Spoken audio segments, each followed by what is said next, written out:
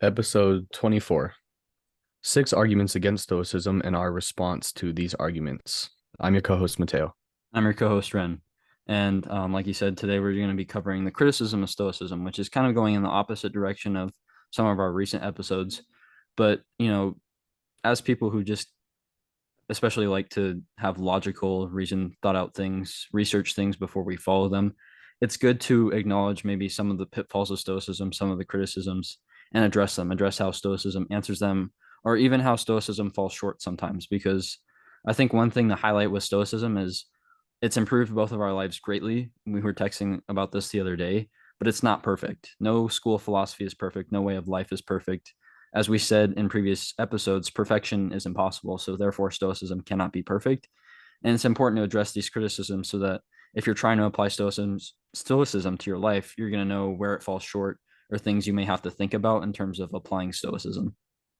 And with that said, we're going to introduce six problems or six arguments against Stoicism one at a time. We're going to start with probably the most common arguments, and then we're starting at one, and then our sixth argument will be probably something that's more of Kind of a niche. lesser talked about issue. And so we're going to introduce each issue, and then we're going to have an open discussion around what we would say our responses to these, arguments or issues or concerns. And so that being said, the first one, this is a pretty common issue, and we've talked about this before, but emotional repression with Stoicism.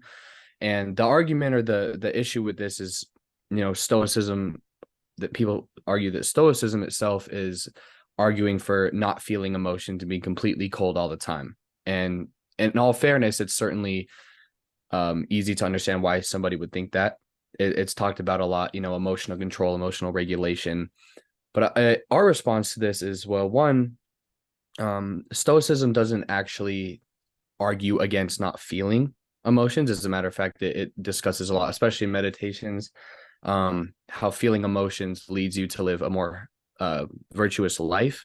But the problem is you don't want to let these emotions dictate your next action, dictate your next move on the chessboard. These emotions, it's easy to feel, and it's human.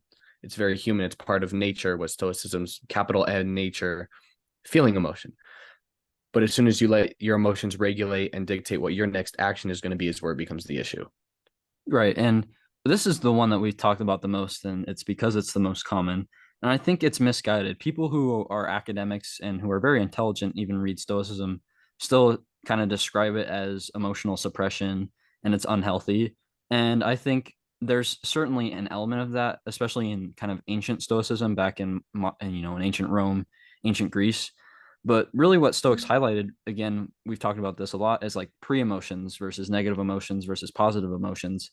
And I think when Stoicism acknowledges that there are positive emotions, you cannot argue that Stoicism is against completely any emotional feeling, any feeling of, whether it be joy, hope, or whatever. We've talked about this in previous episodes where you can experience those positive emotions fully and you can even experience those negative ones. It's just the difference between, like you said, acting out on them and feeling them, right? You Somebody cuts you off, you're going to be angry for a second. It's completely natural. It's human to do that. You would be simply robotic if you did not feel any anger throughout the day. You did not feel any sadness throughout your lifetime. It'd be robotic and it wouldn't be a great way to live, right? It would be miserable if you didn't feel any emotions. Mhm. And the Stoics highlighted that. It was one of the most common Stoic teachings, right? That life contains emotion. It is natural to feel them. What we ascribe to as Stoics is that we cannot let them dictate our actions, right? Our logic, our reason is placed on a higher pedestal than our emotions. And that's where I think this is a misguided criticism, is that it truly doesn't go into an in-depth look on what Stoicism teaches, right? Seneca argues all the time for logic, for reason, that these two things separate us from animals, but emotions don't. And so, if these are the two things that separate us from the animalistic world, right? If they're the two things that make us the most human, they're placed on a pedestal. That doesn't mean you can't feel your emotions. It just means that logic and reason overrules them. And we agree upon, and some people may disagree, but that's on them, that that is the proper way to assess things, that we are logic and reason based. And it's a way better course of action to listen to your logical side, to listen to your inner reasoning, than to Mhm. listen to the fact that you may be angry at something or you're sad about something. Exactly. And feeling the emotion itself, like you said, is a completely natural response, but then it's what comes after that matters. And you said logic and reason. is what separates us from the animalistic, behavior. And that's exactly right. Because an animal will feel an emotion but have no, identification of what that emotion is. It simply feels. We have the ability as humans to feel something, identify it, and then choose whether our next action is, right? And so we talked about this in one of our episodes about, the Stoic argument for emotional control and whatnot. But Marcus Aurelius, he was talking about how, feeling an emotion is completely normal, but then when you act on an emotion, he was talking about anger specifically, that makes you less of a good man, because a good man is peaceful and he is kind, he is, he's not frightening to others, right? And man, this refers to anybody. This can be men, women, and whatnot. But the idea of having an emotion so strong and being unable to control it, is that's how you present yourself to the world. Whether or not you have the thought of controlling it or not, your next action is going to dictate how the world sees you and how people perceive you, and that your reputation is one of the most important things you can have as a person, because your reputation always precedes you. So if your name enters rooms that you haven't entered, your reputation is what's going to be there, and you don't want to come across as someone who's uncontrollable emotionally and who can't regulate themselves, because then you're also seen as weak from a Stoic perspective, because people who can't control their emotions are seen as weak simply due to the fact that it's very Stoic to be in control of the things you can be. And emotions in your own mind is something that Stoics heavily just emphasized about conquering all the time. You have to conquer your mind in order to conquer the world, right? Mm-hmm. And I think for me, this, to summarize it, is that it's very unhealthy to suppress your emotions. To try not to feel at all is very unhealthy. But on the other side of the spectrum, I would argue that it's just as unhealthy to let emotions dictate how you live your life, right? If you constantly get angry, if you get, frustrated or sad over the tiniest thing, the most minor disturbance in your life, you're not going to be able to focus. You're not going to be able to be productive. And it's the same way where if you suppress your emotions, you're not going to be able to function eventually, because they're going to have to come up. And so it's that healthy balance, right? And what is that healthy balance? For us, it's stoicism. It's stoicism where you feel your emotions so you don't suppress them. So that criticism is squashed, right? But you also don't let them rule your life, so you become a productive person. And so stoicism really hits that middle ground. And I think that it's just a misguided criticism that truly doesn't understand the teachings of stoicism. Absolutely. And so with that summary, I think that was a good way to summarize kind of the major points, right? That balance in between both, kind of addressing both critiques and criticisms. The second argument moving up would be the dichotomy of control around Stoicism. And I guess to sort of, introduce this idea, it's the idea of having that Stoics felt absolutely no way, positive or negative, towards what they couldn't control. And there's an argument around that, because one of the arguments is that that's completely unrealistic, that there's no way to feel emotionless towards what you can't control. And so I definitely think that sort of relates back to the last topic about emotional repression, is that it's not that you don't feel one way or another about and like you said, there's nothing passive about remaining, quote, unfazed, right? There's nothing, stoically, the way we believe it, there's nothing wrong with actually being unfazed, but there's a difference between being emotionally invested in an issue or a problem, that like an external factor, versus acknowledging it but not actually getting too emotionally attached to whatever this external force is. Right. And I think the part of the argument that I kind of look at is the argument of passivity, right? Where if you don't care about the things and you are emotionless about the things you can't control, then you're ultimately going to remain very passive within your life. And for me, how I tackle this argument is I use an example, right? And what I argue is that there's a difference between, becoming emotionally invested and, becoming emotional about something that's outside of your control, and about caring about something that's outside of your control. Because you can care about something without, getting overly emotional about it and making it affect your state of mind, right? And so the example I use is you're walking down the street and you see somebody else getting mugged. Now you can't control that situation, right? The mugger decided to mug that person. That person just happened to be there. It's really just kind of a victim of fate type of thing. And you're a third party, right? So it's outside of your control, right? And what these people who criticize stoicism would say is that, oh, we're emotionless, and so we're just going to walk the other way. It's something that's outside of our control, and so we don't care about it, right? But what we've stressed supremely is that Stoics prioritized virtue, living virtuously. And so that means living ethically, living morally, like living and doing the right thing. And so that means that when you see that mugging, it's something that's outside of your control, yes, but you still care about it because you're going to do the right thing. So you're going to try and intervene. What Stoics are saying is that you don't get angry about it, right? We talked about how Stoicism was introduced into Rome, right? When they went to Rome's government, argued for a tax, but they remained calm about it. Yep. Stoics cared about that issue, but they did not get emotional about it. And that is the difference. And that is what this criticism misses, right? Because we, as Stoics, are not going to get angry over something. We're not going to get overly emotional about it. We're going to remain rational. And therefore, we're going to have a strong argument. In the situation of a mugging, if you go over angry, you're going to escalate the situation. Or if it's an instance of somebody makes a hateful comment and you go over and you're angry, right? You flip them off or you say something that's snarky or angry, you're just going to escalate the situation. Versus Right. if you truly cared, right? But you didn't get emotional about it, then you wouldn't escalate the situation because you would remain calm and you would assess how to end the situation. And so there's a difference between caring and getting really emotionally invested and over emotional about a situation. And that's what Stoicism addresses. If we summarize it with that same balance, right? There's a difference, and there's a difference in between caring and emotionally invested, getting overly emotional about it. And Stoicism is that balance because you can care about the important things that maybe aren't outside of your control, but they affect your society, whether it's a political issue, like Stoics going into Rome and arguing against the tax, or when Stoics introduced women into philosophy, which was the first philosophical school to do that.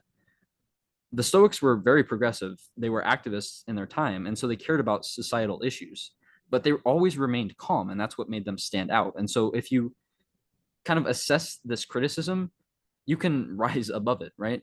Because you don't get overly emotional about stuff that's outside of your control and you maintain that dichotomy of control, but you can still care about things and do the right thing. And so those important things, that passivity becomes activity if you use stoicism properly. And the importance of remaining calm and because we know that, rationality and being logistically sound is going to overcome emotional thinking any time of day, any day of the week. And this is why you said Stoics were progressive. And this is exactly why they were able to make it so far, is because nobody ever saw a Stoic getting, riled up or agitated during an argument or a debate or a discussion.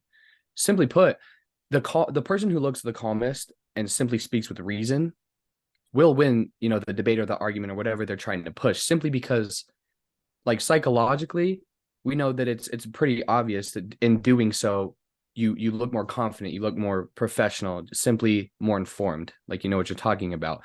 And also on the internal part of it, you're able to think a lot more clearly.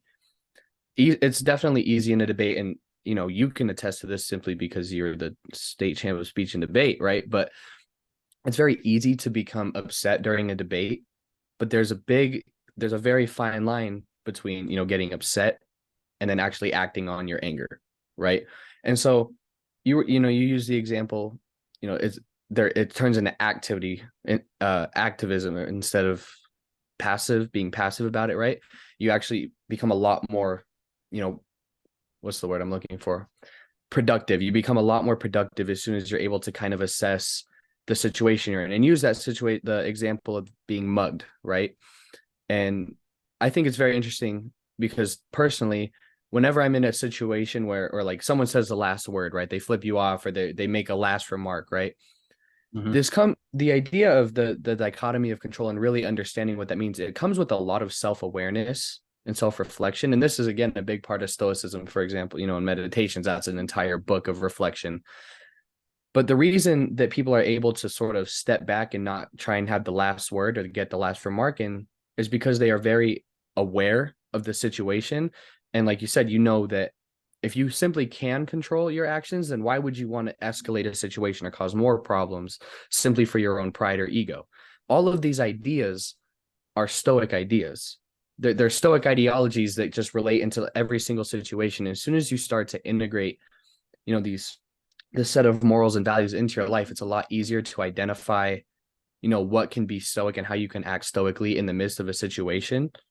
I know for me personally, I mean, especially with anger, I've managed my temper very well over the years, especially, in a time where emotionally we're kind of all over the place, right? Just because of our age and how we're progressing as young men and whatnot. But that serves you so well and Matt, and this came before even stoicism. I think it should be just be common sense, but having just such an emotional having such high emotional awareness of where you're at in a situation, what can you control, what can't you control, seeing all the outcomes, right, of based off what your next move could be. Seeing five moves in advance on a chessboard is a great example. It serves you so well simply because you're ahead of people around you. And the goal of stoicism isn't to be superior, and we'll get into that into our next topic, but it's simply to be a better person so you can be a better person individually. And I think that's kind of a good. Well, and I think one final note I have in terms of the criticism of the dichotomy of control is that unfortunately, there are some things where you have to remain passive, things that you let go, things that are outside of your control. That makes you a better and more productive person because those are the things that don't matter. We've talked about, especially in last week's episode, how as Stoics, it's really important to ascribe value and assess what things are most valuable. And when you're going throughout your day, the dichotomy of control is an easy way to do that because if it's outside of your control and not something that you truly care about, then it's something that you can let go. And I think people say that, oh, this makes you not human. It makes you robotic. It makes you, unfriendly. But ultimately, that's how it has to be because you're going to have to let things go to become a more productive person. Think about we were just in high school. As you go through high school, how many little events happen that maybe are outside of your control, but are things that you could get worried about or you could get, emotionally invested in, and they throw off the entire rest of your day. But those are little things that you forget about tomorrow.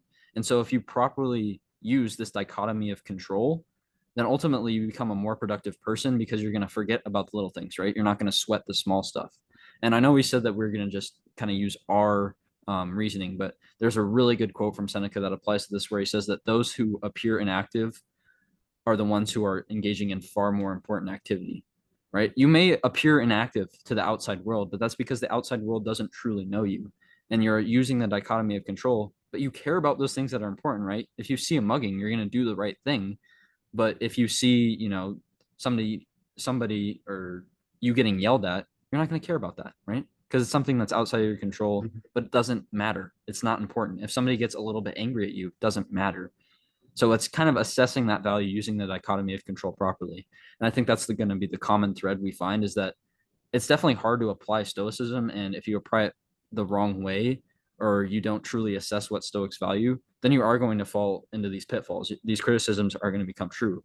But if you use them properly, you're going to find that it's more valuable to do this. And yes, I may appear passive at times, or I may give up things that were once important to me, but truly don't matter if I want to get to where I'm going in life. Yes, I may not experience my emotions fully and act on them. That's a way better way to live life than how we're currently living it in modern American society. And I Right. think, And yeah. go ahead. No, I was just going to add to your point, like you were talking about modern society and how it's so focused on the small things now. The way we live, especially with technology and social media, makes it a lot more normal to focus on the small things that are very insignificant. As soon as you said that, that immediately sparked, examples in my mind, and I can think of all these ideas and times where this has happened, where there's such small problems that aren't going to matter in 5 hours or 5 days, 5 weeks, whatever, but yet those become the center of our attention for days or Yeah. for hours, and they completely disrupt your productivity, or you're just the flow state that you could be in if you were simply pushing away the little pebbles and focusing on the big rocks that you really need to be moving. Right. And I think as we kind of transition to our next point, I think that it's easy to say, okay, so this is the way that I'm living and it makes me better than the next person. And that's the third criticism of Stoicism, right? Is that we've talked a lot about how Stoicism gives you an advantage and how you have an advantage over other people if you work harder and you're going to get better results, better success. And many people take that to mean that as Stoics, we believe that we're superior.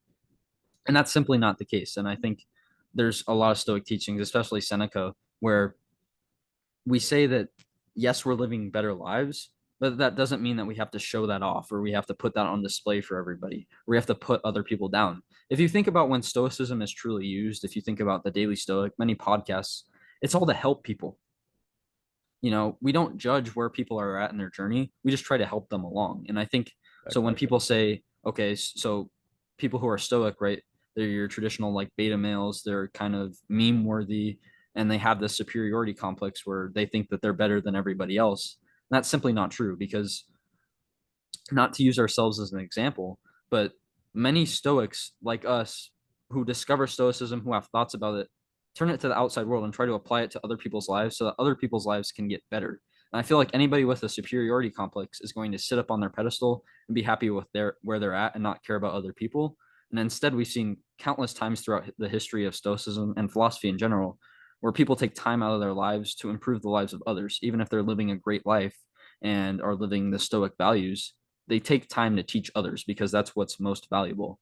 There's a quote from Seneca that says that there's nothing worth value if you don't have somebody else to share it with. And the same concept applies when it comes to virtue, right? If you're living virtuously, it doesn't matter if you don't have anybody to share it with. We have Right. each other to share it with, but it's always better to have a large audience of people who live that way, who live the values that you are living to. Right.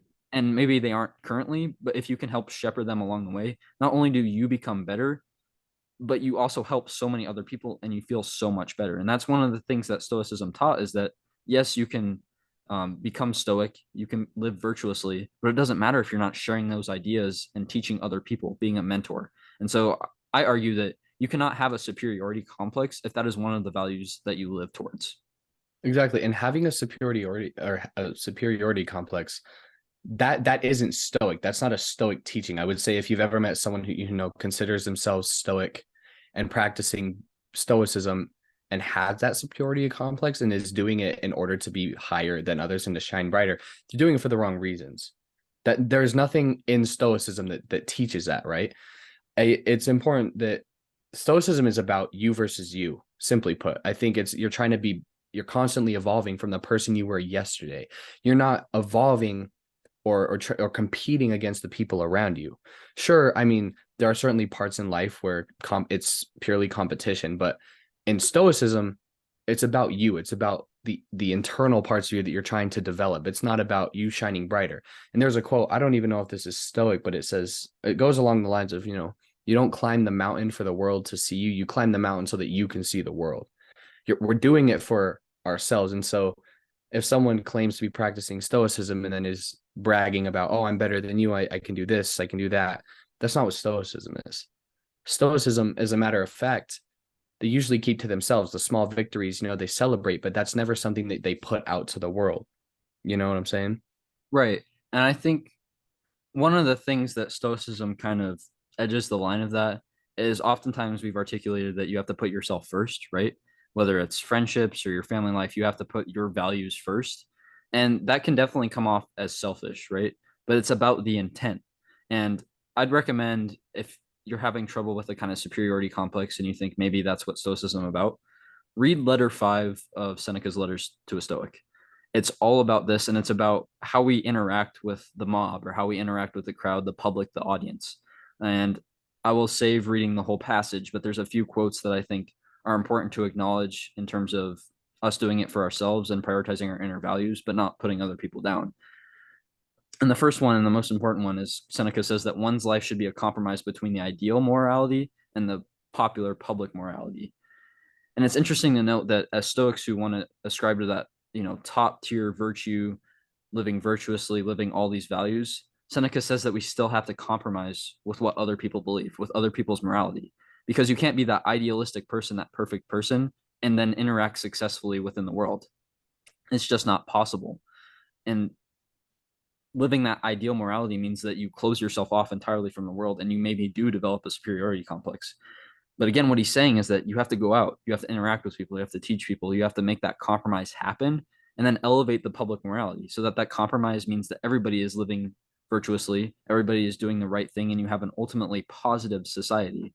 And I think if we have one of the leaders of Stoicism, one of the three main people, one of the people who just teaches so many people about this school of philosophy, saying that that's the way to go, then the people who have a superiority complex, like you said, are not Stoic. I used the example when we were talking before this episode of a recent Andrew Tate interview with Tucker Carlson, which I watched fully. It was a very interesting interview. And regardless of your feelings on Andrew Tate, I would recommend that you watch it. But one thing that stuck out to me is he commonly used stoicism, but then with his next thought or next question, it would be something that puts other people down or promotes conspiracy theories.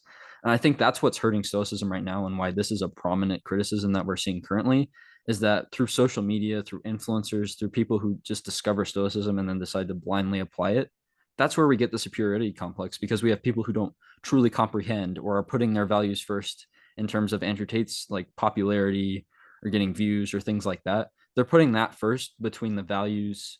They're putting it ahead of the values of stoicism, right? If they put the values of stoicism ahead and truly live stoically and were teaching those things, then they wouldn't put other people down. They wouldn't put their own needs above the people that they're teaching or about the values of stoicism. They wouldn't do those things. And so we have kind of these false prophets when it comes to stoicism who, on the one hand, nail the idea of stoicism, but on the other hand, then do something completely against the thing that they just said. And so that's not helpful for Stoics. And I think that's why we're running into that criticism now. Mhm. And it's why it's easy to tackle in terms of content and reasoning and dismantling it, but it's one that's harder to tackle when it comes to Stoicism's place in society currently. Well, it's also not easy when someone who's in such a high position of influence and, power in the world like Tate does those things, because then so many more people see that side of stoicism, and then there's a lot more, he said he does things and then he does something that's completely contradictory to what he just said, Right. which is, and it's funny. I mean, we all know like Tate's comments around women, right? I mean, that's completely contradictory to how a stoic would treat anybody or Mm-hmm. would talk about anybody. So it's hard to, these reels and these videos, whatever, are seen worldwide by millions and millions of people. So there's no you know it's not hard to understand why there's like a negative stigma around stoicism at the moment. But I think that's what we're trying to say, is that we're trying to kind of correct, I guess, and better align the values of stoics with what it should be. We have these people in high positions of power that are completely abusing it in some ways. I think there's good and bad, but when we're addressing that part of it with the superiority complex, again, I'll reiterate, but stoicism, it's not about putting others down because you're rising. But I think it's important to note too that if you want to practice stoicism and you haven't made much progress, any stoic would argue that it's important to develop yourself first before you can start helping people. Mm-hmm. Because if you yourself aren't, a strong, confident individual, then how could you ever make an impact in the world if you don't believe in yourself? There's no reason that someone would believe you if you don't believe in yourself or if you don't practice what you preach. And that exactly, coming back to Tate, that's exactly why no one really agrees or listens to what he says about stoicism, because there's no alignment with what he's practicing and what he's saying. He'll say one thing and the next sentence it's completely the opposite, right? Right. And you talk about that high position of power, that influence. That's why it's so important to get this message out there, right? Because Tate has, millions of people listening to him, a lot of them young men who are kind of rounding into themselves, discovering what kind of person they're going to be. And if they mold themselves in the image of I am better than everybody else, and I'm a cold stoic and I go to the gym, there are parts of that message that are great. And that's where I think the problem with Tate is like the things that he says about stoicism are accurate. They're good things. Go up and get to the gym. Go be productive. Don't be Yeah, owned by your emotions. Those are good things. But then you can't take the other flip side of it and practice things that go against what you just said, right? You can't put other people down, whether it be women right. or minority groups or people who don't practice stoicism. All you can do is try to help them. And that's what we're trying to do. That's what other Stoic podcasts are trying to do. That's what a large number of people are trying to do. I mean, think about David Goggins, right? He's not somebody who per se practices stoicism, but think about all the motivational things that he says. Mm-hmm. They're very positive and they're uplifting and they help many people. Those are the kind of role models that we need to look at, that we need to model ourselves after, and that we need to follow. And the unfortunate part is that in our current modern society, if we want to end it like our second point, in current modern society, we prioritize the small stuff, but we also like things that are controversial, that are viral. And so these people in high positions of power know this. They're going to take advantage of that. And so they're going to say things that maybe they do agree with them, maybe they don't.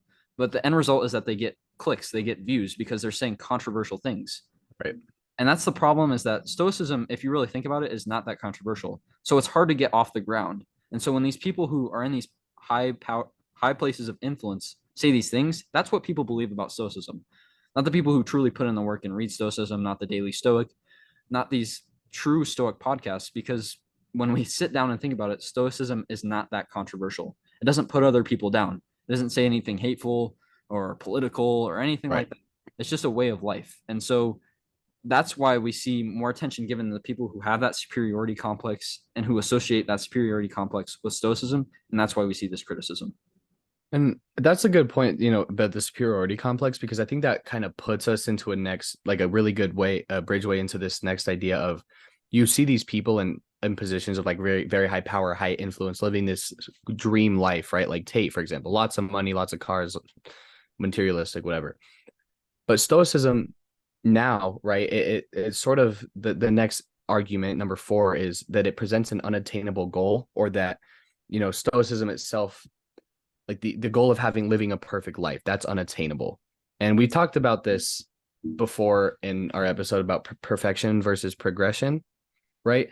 And I think my biggest argument to sort of counter this issue is that Stoicism never actually, if you read in any book of Stoicism, it never guarantees a perfect life. There's nothing in Stoicism that says as soon as you start practicing, nothing bad is going to happen. You'll be ready for every situation. You'll be fully in control of your life.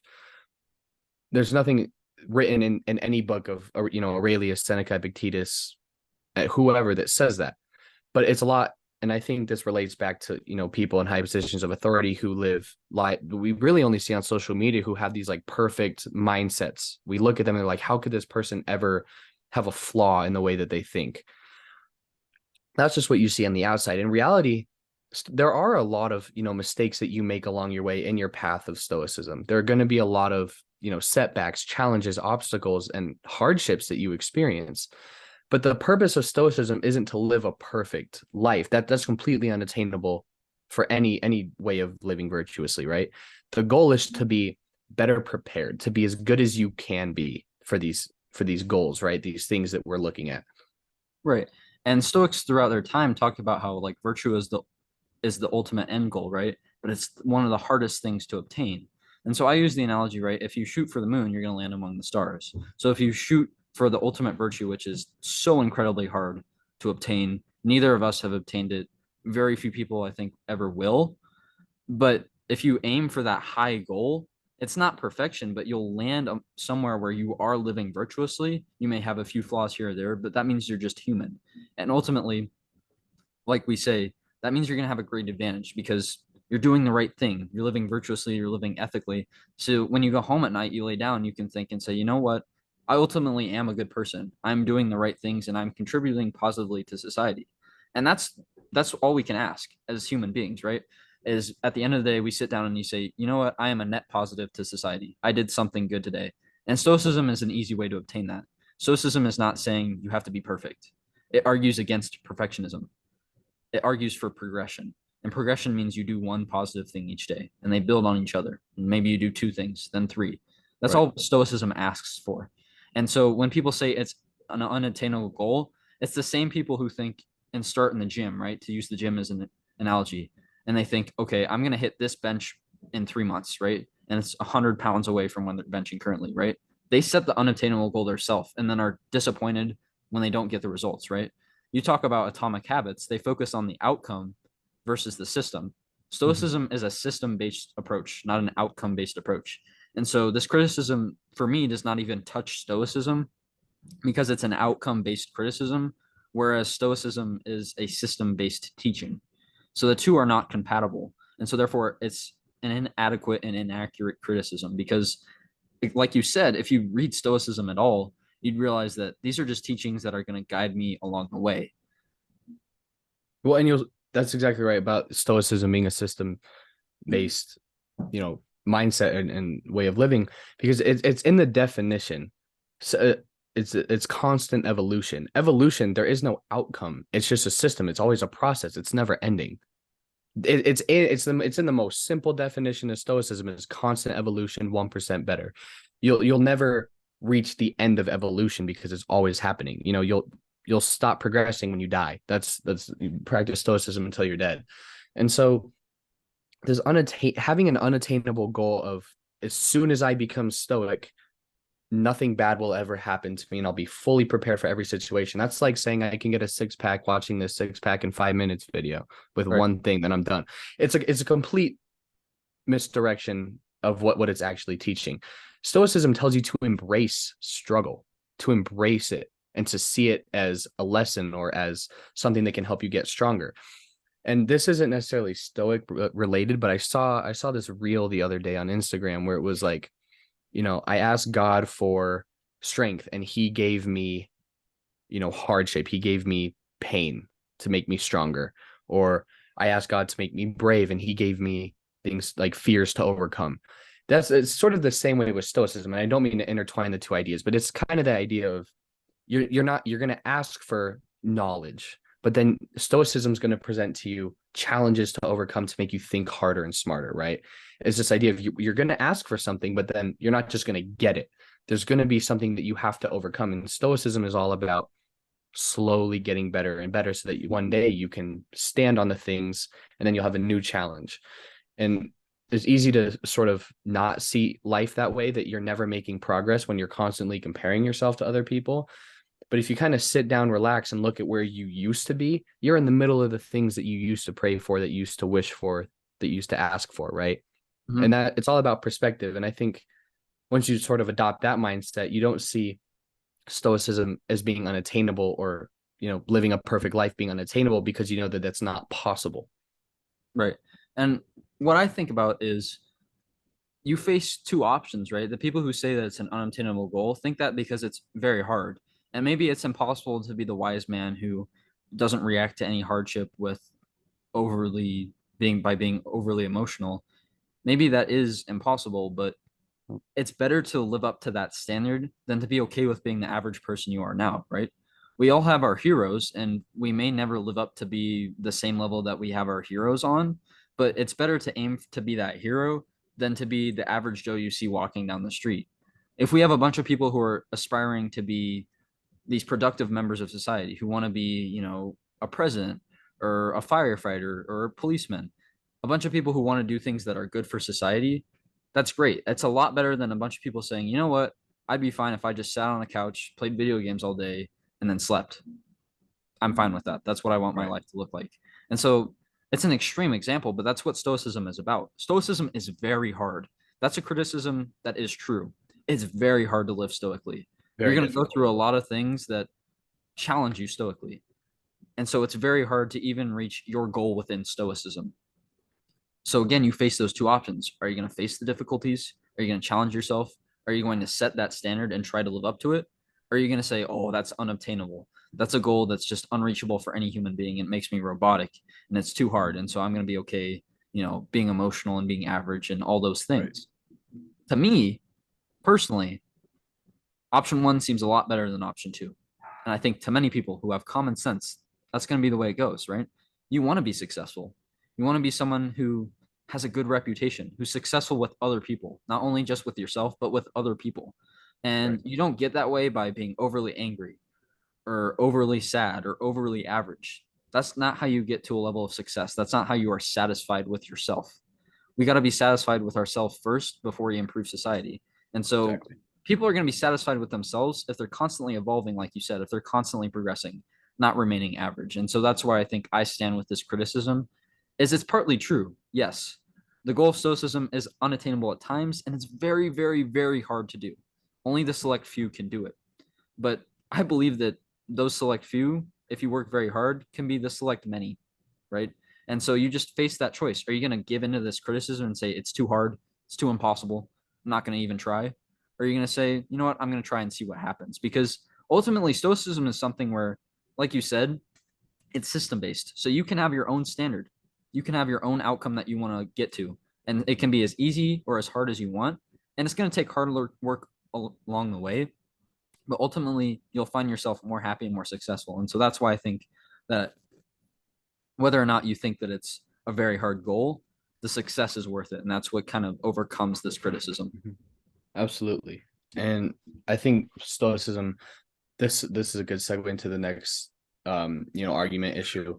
There's a reason that stoicism can seem so unattainable at times, and that's because we kind of talked about this earlier, but stoicism itself is a label. And if you've watched our previous episodes, we did an episode on labels and how they actually restrict the potential of whatever you're labeling, of what it could be, or it's restricting the benefits you can gain or how you can see things and whatnot. Stoicism itself actually is a label, because the way we put it was that Stoicism kind of is a category for all this set of values and morals that we choose to live by. It's one word that describes this way of living. And so I think it's very easy to see. I get where people come from when they say, well, stoicism is a label. And so if I'm not doing every single thing that kind of falls into this label category, then I'm not stoic. So that's a very valid argument to make. But what I would say is that stoicism, it's flexible. And what I mean by that is that you don't have to be a perfect stoic. Again, this kind of goes back to perfection versus progression. There's nothing in stoicism that says if you don't practice every single value or virtue that we preach, then you're not a good stoic, by quote.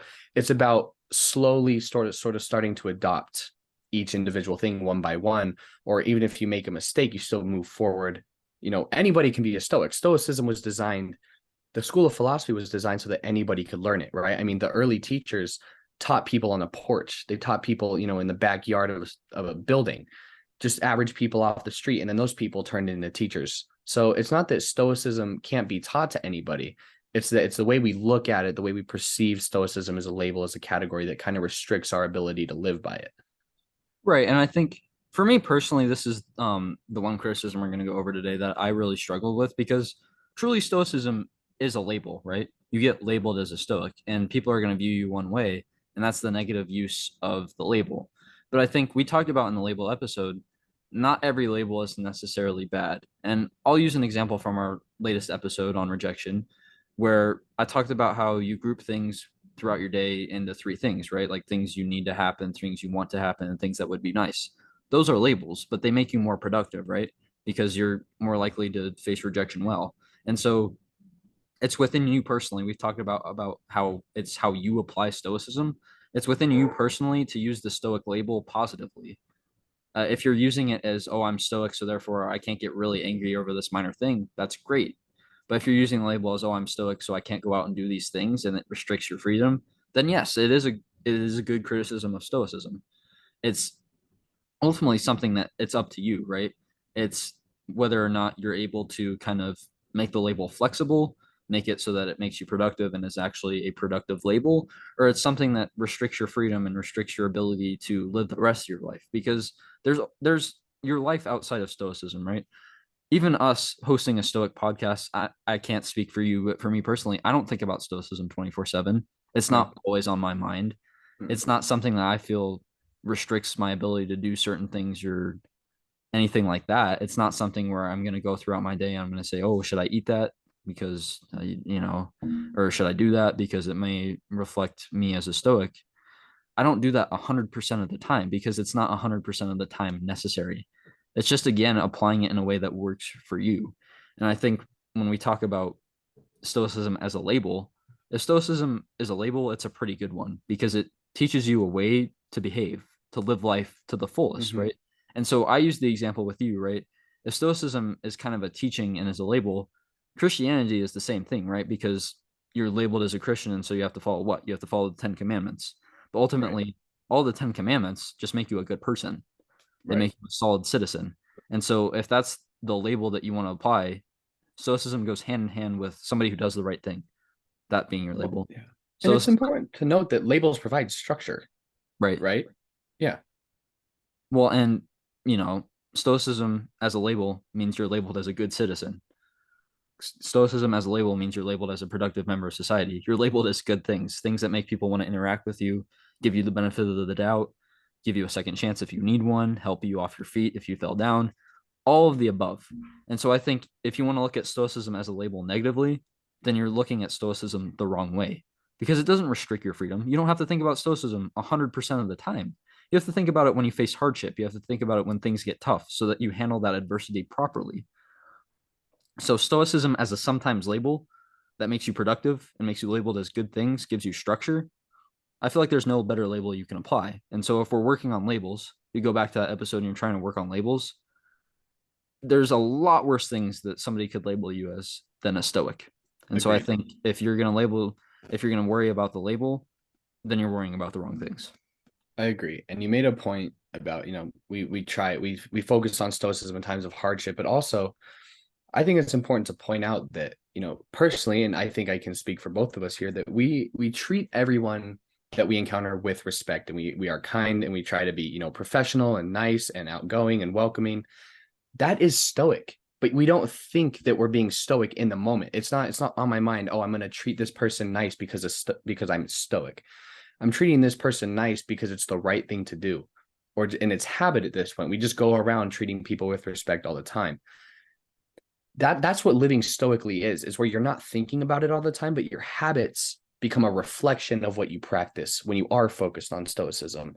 And also, like, even in the midst of a hardship, I don't necessarily all the time, when I'm faced with a difficulty or with a challenge, I don't always think, what would Marcus Aurelius do in this situation? Would he, if Marcus Aurelius failed a bench PR, like, what is he going to do? Is he going to cry? Like, I don't think about that, but it's habit now, because we've been reading stoicism, we've been researching it, we've been talking about it for, what is it, 7 months now? Probably this podcast is going for 7 months, that it's a habit now to act righteously and virtuously. That's what stoicism is about. The label itself, like, someone would describe that as being stoic, but it's not so complicated to where you have to think about it every single time, because the longer you practice it, the more it becomes habit, and the more it becomes your second nature to just do something that can be labeled as stoic.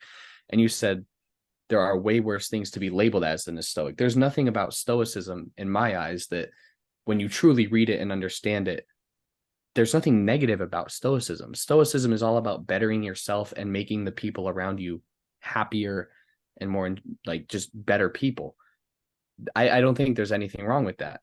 And again, that's subjective, I suppose, but in our eyes, being labeled as a stoic, there's nothing wrong with that, because what stoicism comes with, and, virtue, honesty, integrity, kindness, respect, those are all things that become a part of your life that you don't actually have to think about the more you practice them. Stoicism is mostly just a set of guidelines, but because they can be unique to everybody, everybody can use those guidelines in their own way. They're not actually that restricting. They're simply there for structure. And we talked about it. That's why labels are important at times, because you need structure. You need some form of, structuralized way of living that allows you to be a better person. Labels, as soon as they become restrictive, however, is when it's bad. And it, like you said, it's restrictive when, you're thinking about it 100% of the day and you're not allowing yourself to just be human. That's when it becomes a problem. But that's not what stoicism is about. Right. And I think, that's kind of the end goal. And it's funny you say, kindness, being nice to a person, being respectful. Stoicism goes just hand in hand with being a good person. And I think everybody wants to be a good person. You don't want to be known as somebody who's a jerk, somebody who's rude, because that person is not well liked. And we talked about reputation earlier. You're going to have a negative reputation.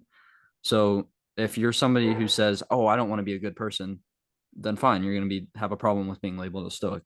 But if someone who just wants to live as a good person, you're going to find that those values align and go hand in hand with stoicism. And so that's the label. But that's the end goal. And I think if we return to kind of where you start with stoicism, we're going to find our last criticism, which is one that's kind of the toughest to answer and kind of rebuke. And that's stoicism's kind of inflexibility and not accounting for your environment, for your starting point, for even genetic factors. And, we've talked about mental health in our mental health episode. There are certainly people with mental health issues where it's really through no fault of their own. It's just simply genetics, it's brain chemistry, it's things that they can't fix without medicine. And obviously, Stoicism was back, during year zero. It's ancient history, so they didn't have that knowledge. They didn't have that kind of medical background, even up until just modern Stoicism has that kind of background. And even with the genetics aside, statistics about home life, domestic violence, like all of those things, abuse rates, again, it was happening in ancient Rome, but they didn't have statistics on it. They didn't have knowledge about it. And so those kind of influences, those social influences are not present in a lot of Stoic teachings. And, it's through no fault of these Stoic teachers because they didn't have the numbers, they didn't have the research, they didn't have the knowledge because it wasn't available to anybody back then. But that's the problem, is that if you just read Stoicism at face value, it's not going to be there. And so it's not going to work for you because it's not going to take into account whether you have maybe not so good a home life, maybe you're genetically predisposed to depression or anxiety or an illness or something, or you're living in poverty and you don't know where your next meal is going to come from. It doesn't take into account those factors. And so we could say, oh, but it says face those hardships with no emotion. But if we're talking about the starting point, That's not a realistic thing to say to somebody. It doesn't Right. work. And so that's where I think stoicism, if you want to find a pitfall, that's where it is that starting point and not accounting really accurately for your environment. Well, I think you're exactly right because it's very hard to, tell someone with a genetic predisposition or, something that they're born with, like an illness or something that is, unhelpful. It's very hard to tell them, well, just be stoic, just accept it, embrace it. It's just, like you can't tell someone with depression like, oh, this is gonna make you happier if you just change your mind like that. That Yeah. doesn't. But I think it's also important to note that there are a lot of cases now today that we can safely say, and this may be a little controversial, but in my eyes, from what we know with our peers and what some of the statistics say, that a healthier mind and healthier lifestyle can, as a matter of fact, change these things. But that's not speaking for the smaller, the more minority group of people that actually really do have these predispositions medically, genetically, that need medication. We would say, we talked about this earlier, that stoicism probably would argue against medication, Right. right? We kind of talked about that simply just because stoicism is all about everything that you face is in your mind, and there's a problem, just conquer your mind and you'll be fine. But we know that today that isn't the case. So it is safe to say that is kind of a shortcoming with stoicism, is that, but it's important to note that if you view it from the perspective of this won't necessarily apply to this area because of whatever the case is, then that's fine. I would say though, with stoicism, there is at least one aspect of stoicism that can be applied anywhere, regardless of you know, your environment, your genetic predisposition. And that can look different for everyone, right? I mean, certain areas can be applied to certain areas of life, but it is important to acknowledge that, because I've had a lot of people tell me, well, I have this or I have this, and it's hard. Stoicism isn't a one all be all for every single issue. I think it's important to note, and that kind of goes back to the unattainable goal, right? It's not perfect. Stoicism isn't perfect, and it wasn't meant to be. Mm-hmm. Yeah, and it's great that you return to that because that was going to be my point, is that stoicism is not perfect. It's not something where, okay, this happened in my life. I can go to this section of meditations. I can go to this section of discourses. I can go here, and it has the solution, quick fix. There's no quick fix with anything when it comes to stoicism, first of all. And sometimes there's no solution found in stoicism. The solution comes from your own accord, right? You know you best. So some writer from 2000 years ago is not going to know your situation and know how to handle it better than you are. And I think that's all that has to be said, is that there's going to be some times where stoicism doesn't apply. Doesn't mean you're not stoic. Doesn't mean that the school of stoicism is bad. It just means that, okay, these people who, wrote 2000 years ago, or even in modern times, they don't have the perspective I do on the situation. These authors didn't have a bad home life, but I do, and I know how to handle that better than they do. That's true, right? You have the value of perspective, you have the Sure. value of experience, and there's nothing wrong with that from your end, and there's nothing wrong with that from the stoic end. All that we're saying is that eventually, if you are stoic and are trying to live those values, you're eventually going to return to them, right? Because you're not going to go through an entire month period where it's never going to apply. That's Right. just, I mean, that's not true. But there may be a day where it doesn't. There may be a couple hours where it doesn't. There may be a situation that lasts a little bit longer that it doesn't apply. Okay, that's fine. Find your healthy coping strategy. Find a way to Sure. get through it, because ultimately that is stoic. If you I find a was way I was literally about to say that itself is stoicism. if you find a way to get through it, okay, maybe it didn't align with this stoic value, but you got through it and nothing bad happened to you, or Exactly. had no Yeah. lasting effects. That's stoic. Yeah. I would Like, that no, that's a great point. Like, if stoicism doesn't align, but you're doing the best you can, that's stoic. That is stoic, is doing the best you can, using the resources you have to make a better life for yourself. That is exactly what stoicism is about, man. Like, that's precisely yes. about. And so I think as we kind of wrap up the episode, it's gone a little bit longer than most of our episodes, but it's been really good content. I think the common theme that you'll see throughout all of these criticisms is, a, if you truly read and think about, not just in terms of what the text says, but how it applies to the modern world. If you do that to stoicism, a lot of these criticisms won't hold any water. They won't hold any weight in your mind. The second one is that many of these criticisms come from not applying stoicism properly. We just talked about your environment and you knowing best. It applies for pretty much each of these criticisms, is you know how to apply stoicism best to your life, to your situation. So do it. And then these criticisms either won't be as severe, won't be as applicable, or they won't happen at all. we talked about dichotomy of control, emotional suppression. If you know when to feel your emotions more and when to feel your emotions less, when you know when to care about something that's outside of your control but not get overly emotional about it versus when to be passive, if you know these things, then these criticisms won't apply at all. And that takes time and it's hard. We talked about the unattainable goal. It's very hard to learn how to do that properly. But ultimately, you have this podcast, not to brag, but we do a pretty good job in terms of giving advice. We've been through a lot, and so we're always open. And then you have a litany of other Stoic podcasts, a litany of other Stoic influencers, people who do motivation, who have the same exact advice and who may be able to help you out if it gets hard, if the going gets rough. And then my third and final common thread throughout it is that Stoicism is not perfect. No school of philosophy is perfect. No way of thinking is perfect. There is nothing perfect about the human condition. So therefore, you cannot argue that Stoicism or any school of philosophy is perfect, right? And Yep. so you have to acknowledge that. We even acknowledge that there are shortcomings within Stoicism, one of them being that environmental factor. So acknowledge those shortcomings just as much as you acknowledge the greatness and the progress that Stoicism brings in your life. And when you do that, you use Stoicism properly, and Stoicism becomes a beautiful thing. And so that's my three common threads. I'll let you, Mateo, give your common threads. But as you go throughout this episode, keep those common threads in mind and just think about how, while yes, you can be applying Stoicism by reading the teachings and thinking about how to apply it, think about also the shortcomings. Just as you do anything else in your life, think about where it falls short and how to correct those shortcomings with your own knowledge or your own situation, your own experience. Well, and you basically, I mean, touched on everything that I was going to say, but I think kind of to build off your point is it's important to question everything that you read or that you consume, because just blindly accepting what you're told, some philosopher thousands of years ago told me this, so it must be true because they're great and everyone loves them. You shouldn't do that, because that's, if you're just blindly accepting what you're told, then you're never actually going to understand it deeply. And I think that's kind of where a lot of these, issues or arguments against Stoicism sort of come from, is that you see it one way, but then you don't actually really dwell or like delve in deep into what you're looking at, right? It's very important to always question what you're being told. And there's no problem with asking these questions or addressing these issues that come with Stoicism. So everything you said is absolutely right. I would just say question what you read and really research it, really try to understand it. So I think, we've gone over the criticisms. We've kind of really addressed some concerns that people may in our audience have about Stoicism. And so this has been episode 24. We're going to have some big announcements coming. On RSS, you can see that we're on season 1. Season 2 is coming. It's going to come with college.